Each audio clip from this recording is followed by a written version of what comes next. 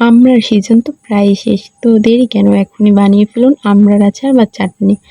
এর জন্য আগে আমড়াগুলোকে ভালোভাবে সিদ্ধ করে নেবো। আমি 1 কেজি আমড়া 1 গ্লাস পানিতে সিদ্ধ করে নিচ্ছি। আর আজকে আমি পুরো আচারটা রাইস কুকারে বানিয়ে নেবো, আপনারা চাইলে রাইস কুকারে বানাতে পারেন। আমড়াগুলো সিদ্ধ হওয়ার ফাঁকে আমি জিরা আর পাঁচফোড়নটাকে তেলে ব্লেন্ডার করে নিচ্ছি। এর মধ্যে আমড়াগুলো সিদ্ধ হয়ে গেলো আর আমি মিক্স করে নিলাম। আর ওই একই রাইস কুকারে সরিষার তেল, 2টো এলাচ, 2টো ঝাল, মরিচের গুঁড়ো, হলুদের গুঁড়ো, রসুন কুচি, শুকনো মরিচ কুচি দিয়ে খুব ভালোভাবে ভেজে নিচ্ছি। আর লবণ দিয়ে দিচ্ছি পরিমাণ মতো, আর চিনিটা আপনাদের পছন্দ মতো দিবেন।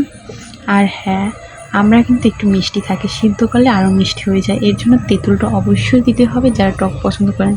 মশলাগুলো কষানো হয়ে গেলে এর ভিতর সিদ্ধ আমড়াটা দিয়ে মশলার সাথে মিশিয়ে খুব ভালোভাবে কষিয়ে নেবেন।